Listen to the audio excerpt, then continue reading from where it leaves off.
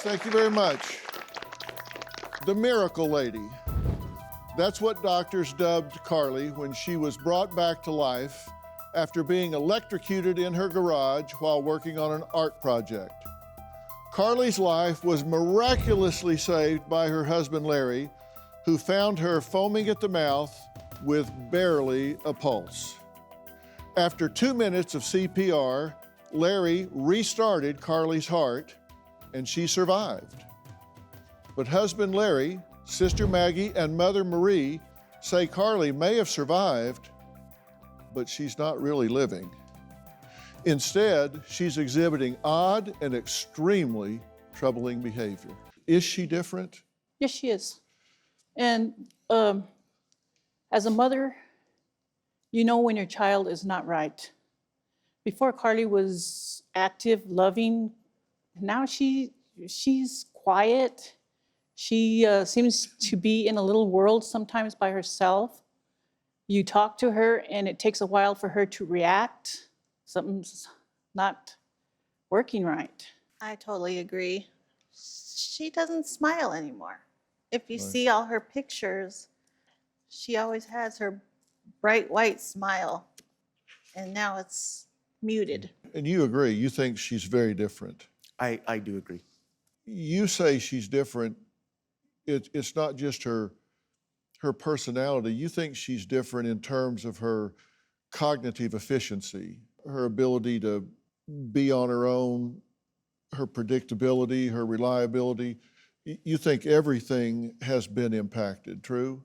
I really do feel that way.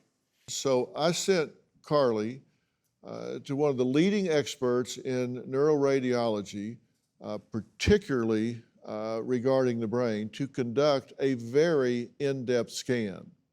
So joining us is Dr. Bradley Jabour, the world's leading neuroradiologist with more than 20 years in practice. He did his residency at Stanford University and his radiology fellowship at the University of Southern California and UCLA.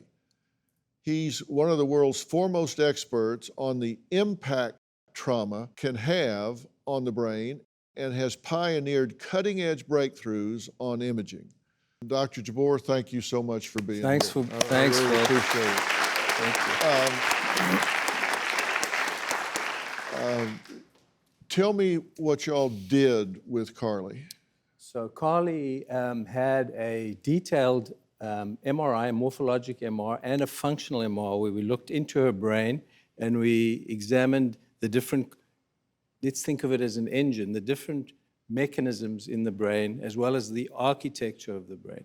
We're going to look at the wiring mechanism in the brain. It's sort of like a big computer. The brain has got computers and wires that connect. So we then remove the brain and remove Carly, and now we're looking only at the wires, and then we pick specific areas within that wiring to then interrogate that and see if the wires are damaged.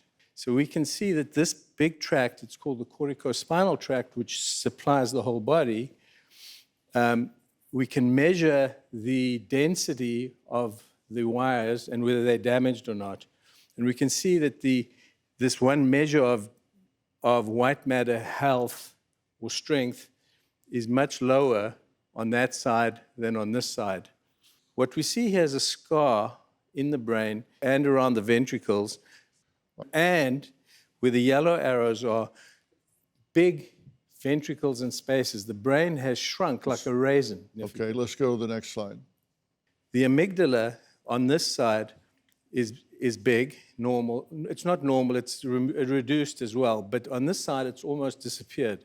And you can see a normal brain has a lot of red around it on this study that measures blood flow to the brain and metabolism indirectly. And Carly's brain is switched off and very slow moving. But for where it is right now, this explains a whole lot of what's going on. Would you agree? Yes. And the way to think of it is unless you recognize and find what the problem is, you can't fix it. So if you don't find it, I always say you've got to first find it, and now we can develop a plan to fix it.